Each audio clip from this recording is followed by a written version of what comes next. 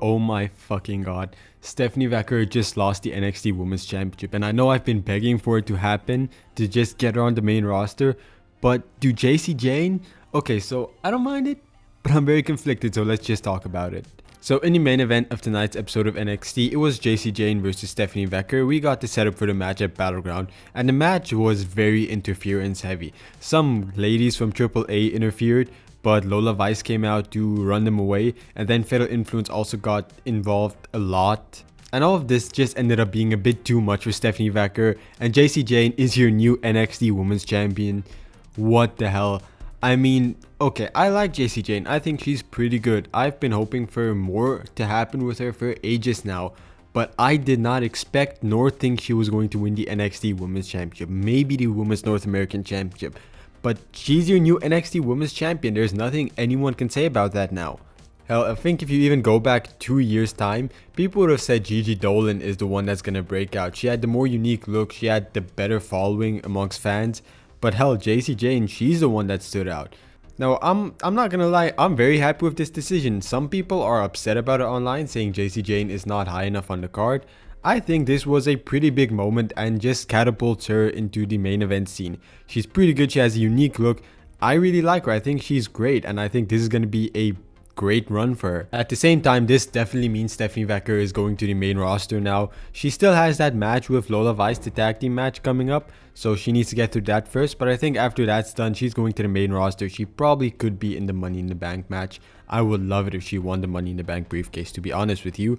But when it comes to Jacy Jayne, I think this is great. This evens out the women's card a lot more since Stephanie Vacker was clearly above the rest. Jacy Jayne, she might be an underdog champion, although she's a heel, make sense. But I think it makes the division much more equal with her as champion, so you can truly see everybody standing a chance to win that championship now. Jada Parker, Jordan Grace, Carmen Petrovic, everyone that's pretty good. I can see them winning now as compared to where Stephanie Vacker was. It was just her running through the division. But that just was the main event scene, so let's run through the rest of the episode tonight. The show starts off with Ethan Page versus Ricky Saints for the North American Championship, which was a pretty messy match, but in a very good way, a very organized messy match.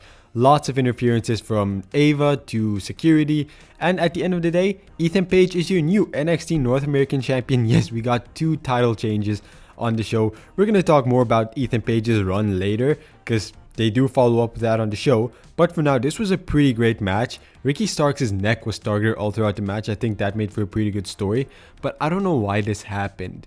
So what's the deal with Ricky Starks? Are we going to call him up yet? Because I don't think that's a good idea. Miro or Rusev and Aleister Black are already struggling on the main roster trying to fit their role. I don't think it's a good time to really call anyone up. So maybe Ricky Saints becomes a 2-time NXT North American Champion. That could be interesting. I'm not sure why we did this. We head backstage to catch up and build our tag team division a bit further. So Josh Briggs is in the locker room and Inamura comes back and he's returned to NXT, which is kind of weird. I thought he was going back to Japan. Apparently not. Apparently he's staying in NXT. But he tells Briggs that, well, yeah, he wants the tag team championships. He wants to get revenge on the culling. He also wants more. So an Inamura singles run, I think that could be interesting. We also get a promo package for the High Rise, which is Wesley, Tyson Upon, and Tariq Igwe. And man, it's a bit too little too late. Wesley's heel run started with a lot of potential, but it's absolutely sucked, man. While I have hope for Tyson Upon and Tariq Igwe, I like them as a tag team. We should pivot and bring back, babyface Wesley. He had the most aura. He was the most entertaining version of himself. This heel version just isn't working. And I think, trying to build him up now is a bit too late, But, for Tyson Upon and Tariq Igwe, I'm excited to see where they go. And then we catch up with Chase U, Kale Dixon, and Uriah Connors are basically being told by Chase U or Andre Chase that they should start being more mellow. Start, being a little bit less risk-taking. And they, completely misconstrued his advice to say they need to take more risks. So they go to Ava, ask for a match, and then they, unfortunately drag Andre Chase into a 3-on-3 match with Dark State next week. So yeah, that's going to be entertaining. I'm excited for that. And yeah, that's what we got for our tag team division tonight. Pretty interesting. Just a little bit of backstage segments, but I liked it. I like how we're building this tag team division up. The next match on the card was TNA's Mike Santana, your future TNA World Heavyweight Champion. Put that down. I'm calling that now. Going up against Tavion Knights, and this was match of the night for me. My favorite match of the night. I love both these guys. Both are hard hitting. Both are very entertaining. This was just a fantastic match. Really go check it out. And Santana wins because, you know, duh, we're building towards him versus Trick Williams. We're going to get to that a bit later. But very entertaining matchup, and I'm happy Santana got the victory. It seemed like the crowd responded well to him, which is pretty good since this was his first appearance here. But Charlie Dempsey is not very happy with his team. He's upset that Miles Bourne lost at Battleground, and he's upset that Tavion Heights lost tonight. So he basically tells him that, you know, you guys aren't cut out to be singles competitors. You guys, we're going to be a team again. But Miles Bourne isn't having any of that. Miles Bourne wants to stay chasing after those singles championships. So next week, Miles Bourne is going to face Charlie Dempsey in a rounds match, and if Miles Bourne wins, he's free from the NQCC. So I hope he wins. I really do, but I have a feeling he's not going to, since that's kind of the more entertaining route to go with this story. But I'm really hoping Miles Bourne wins and goes on the singles run, because I really think he has a lot of potential there. But I said we were going to follow up on Santana, and we did, because Trick Williams comes out and he celebrates being the new TNA World Heavyweight Champion. And he says it's no longer going to be TNA, it's going to be Trick NA, which, you know, I don't feel it. You know, whatever. You guys do what you got to do. I'm going to try and give it a moment. I don't feel Trick NA. It doesn't feel right. You know, it doesn't fit. He basically says he's going to go to TNA, he's going to be on TNA every week, and he's going to reform TNA into his image because he's the world champion now. So then Santana comes out, and Santana tells him he's not going to let Trick Williams come and ruin everything everybody in the TNA locker has built. And I love this promo too. Santana's very intense. He's a really good babyface. Man, I'm excited for this match. It's going to be insane. And it's happening next week, right? Which is, whoa, like, I was assuming they're going to stretch it out a bit and wait until Bound for Glory to have Santana defeat Trick Williams, have this big moment, and then, you know, you end it all. But we're doing it next week, so what's the big plan here? Because Trick Williams isn't dropping that championship next week. He might, I don't know. But it wouldn't make sense. It would feel kind of like a waste of a moment.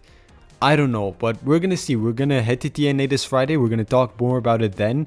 And then we're going to see what happens with this whole story, because I'm excited. I'm genuinely, I don't know what's going to happen here. Next, we have Jasper Troy making his in-ring debut, the winner of LFG, against Dante Chen, who gets a surprising amount of offense in this match, but it's Jasper Troy's match. Jasper Troy wins. I really like his look. I like his vibe. I think he has a lot of potential. You know, it was simply one match, so there's not a lot to go off of. But, you know, I think there is something there. And when it comes to Dante Chen, man, like 8 months ago, I really thought he was going to turn into something. He really hasn't. He's probably, you know, at risk of being cut next, which is unfortunate. But hey, Jasper Troy wins. And afterwards, Obafemi stands at the balcony thing, calls out Jasper Troy, and I'm hyped for this match, man. I want to see what Jasper Troy can do more first. I want to see him with an actual, you know, competitor. Someone like Wesley, ironically, to see how he actually performs with some high-level competitors that we actually know. Not a diss to Dante Chen. But yeah, Obafemi versus Jasper Troy, that's gonna slap. That's gonna be an amazing match. I'm hyped for it. And I also promised we're gonna catch up more with Ethan Page, because on this very show, he comes out to celebrate him being North American Champion. Very fitting for an egomaniac like Ethan Page. But then Javon Evans comes out and says, well, you know, I'm happy for you. You suck, and you're going to defend your belt against me at the AAA Worlds Collide event. And Ethan Page loses it, but that's not all. He's also going to defend the championship against TNA's Laredo Kid and SmackDown's Ray Phoenix, which is going to be crazy, and man, I don't know what's going to happen. And it's kind of funny because Ricky Sainz said recently he wants to defend the North American Championship against main roster competitors. Then on this very show, he loses the championship to Ethan Page. And now Ethan Page is going to face a main roster superstar in Ray Phoenix for the belt, which is, you know, kind of ironic. But yeah, I'm kind of hoping Javon Evans wins the championship. I know Laredo Kid isn't going to win. He's a TNA superstar. They're not going to put the belt on him. Ray Phoenix might win. I don't really see it happening, but, you know, it's always a possibility there.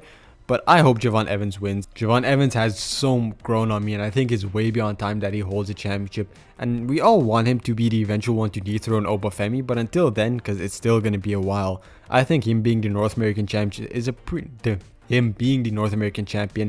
pretty good side quest until he eventually gets there.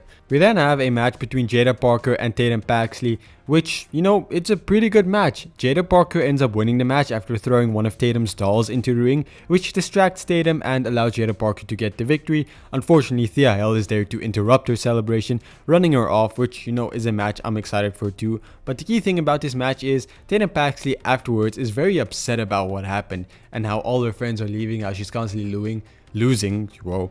So Ruka and Zarya approach her and say that, you know, they can't relate to what she's going through, but they're willing to be her friends. And honestly, I would really like this. I think Ruka and Zarya were such a weird mix of wrestlers to put in a team, but it just worked so well. And I think Tatum Paxley would work really well into that dynamic. I think they can make an incredible three-way faction. I would love that. But in the background of this whole segment, the Culling was standing there looking over Tatum Paxley. Please, no. Like, I enjoy the Culling. I enjoy their work, you know, when they're on the lower mid card. But let's not put Tatum Paxley in there. It does not feel right. But a feud between Tatum Paxley and Izzy Dame could be entertaining. And then, yeah, afterwards, we get to the main event, which was Stephanie Becker losing to Jacy Jayne. We already talked all about that, so we don't need to get into it again. So, if I had to give tonight's show a rating, I would say it's a solid 10 out of 10, man. I don't know what to tell you. I actually enjoyed the show so much. Everything about the show felt good, felt entertaining. It just felt right. And it's not just about a bunch of surprises, it's about some of the character work that happened with Tatum Paxley, with Miles Bourne, hell, even the debut of Jasper Troy. It all just felt fresh, felt exciting. I was very entertained all throughout the show. And you know, I can't really deduct points for anything about this show, really, if I'm being honest with you. So yeah, it's a 10 out of 10 for me. So let me know what you think. Are you excited? I'm hyped for next week having Santana versus Drake Williams. And then next weekend, we're going to have Worlds Collide. So a lot's going down next week for not just NXT, but TNA too. So let me know what you think. Are you hyped for it? Anything you'd like to see? I'd love to hear your opinions. I always engage with you guys in the comments. So leave a like, subscribe. We're almost at 500 subscribers. I hope to see you again soon. Goodbye, everyone.